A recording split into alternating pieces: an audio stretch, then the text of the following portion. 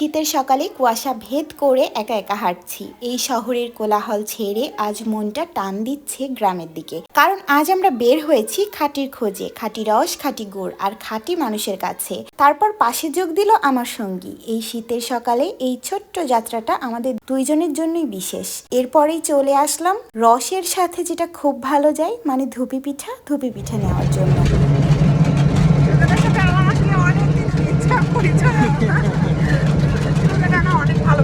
শীতের সকালে এমন ছোট ছোট মুহূর্তই মন ভরিয়ে দেয়। এই যাত্রায় আমাদের সঙ্গী ছিলেন চুয়াডাঙ্গার একজন গুণী কন্টেন্ট ক্রিয়েটর আপ। বয়সে সিনিয়র হলেও মনটা একদম শিশুর মতো। খাঁটি রস, খাঁটি গুড়, এই ভালোবাসা নিয়েই উনি অনেক দিন ধরে কাজ করে যাচ্ছেন। ওনার কাছ থেকে আজ শুধু রস নয়, জীবনের অনেক গল্প আর অভিজ্ঞতাও শিখতে পারলাম। সকালের আলো, কুয়াশা আর নির্ভেজাল প্রকৃতি, মনে হচ্ছিল যেন সময় একটু থেমেই গিয়েছে। পেঁপে বাগানের ভেতর দিয়ে হাঁটছিলাম। এই পেঁপে বাগানটা আমার জীবনে প্রথম দেখা। এর আগে কখনো এমন করে পেঁপে বাগানের ভেতর হাঁটিনি। প্রকৃতির কাছ থেকে শেখার মতো জিনিসের কোনো শেষ নেই। পেঁপে বাগান পেরিয়ে পৌঁছে গেলাম খেজুর বাগানে। খেজুর গাছ, গাছি আর গাছ থেকে ঝুলে থাকা রসের হাড় চোখের সামনে দেখে বুঝলাম খাঁটি জিনিস তৈরি হতে কতটা যত্ন লাগে, কতটা শ্রম লাগে। এই প্রথম নিজের হাতে কলস থেকে রস ঢাললাম।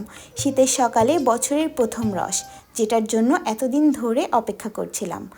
এক চুমুক রস আর মনে হলো এই স্বাদের জন্যই শীতকে এত ভালো লাগে। এরপর গেলাম গুড় বানানোর জায়গায়। রস জাল দেওয়া হচ্ছে, উপরে ভেসে ওঠা ময়লা ছেটে ফেলা হচ্ছে আর ধোঁয়া উঠতে উঠতে রস থেকে তৈরি হচ্ছে সোনা। এই দৃশ্যটা শুধু দেখার না, অনুভব করার মতো। সব শেষে একসাথে বসে রস দিয়ে ধুপি আর মুড়ি খাওয়া।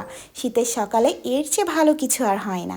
এখানে কিন্তু আপু আর আমি দুজনের পছন্দ মতো জিনিস দিয়ে রসটা খেলাম। আপুর পছন্দ মুড়ির সাথে রস আর আমার পছন্দ ধুপি পিঠার সাথে রস, ধুপি পিঠা বা ভাপা পিঠা। আমি আমার পছন্দের খাবারটা আপুকে ট্রাই করালাম আর আপুর পছন্দের খাবারটা আমি খেলাম। আসলেই দুইটার টেস্টই কিন্তু খুবই ভালো, আমার কাছে খুবই মজা লেগেছে। অনেকগুলো রস নিয়ে আমরা ফিরছি বাসার পথে।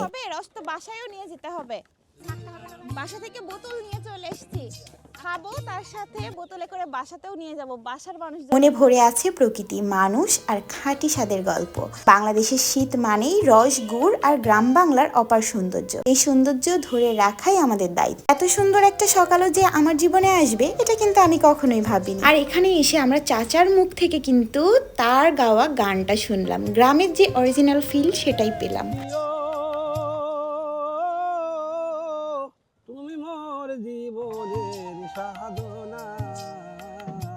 আর আপনারা যারা ঘরে বসে এই শীতের সিজনে খাঁটি গুড়, রস, সরিষার তেল, পেঁয়াজের বেরেস্তা এবং মাসকলাই দিয়ে যে বড়িগুলো বানানো হয় একদম হাতে ভেজাল মুক্ত ভাবে, সেগুলো কিন্তু সবকিছু পেয়ে যাচ্ছেন বৈচিত্র্য বাজারে। আর বৈচিত্র্য বাজারের ওনার হচ্ছে আমাদের সাথে থাকা আফসানা আপু।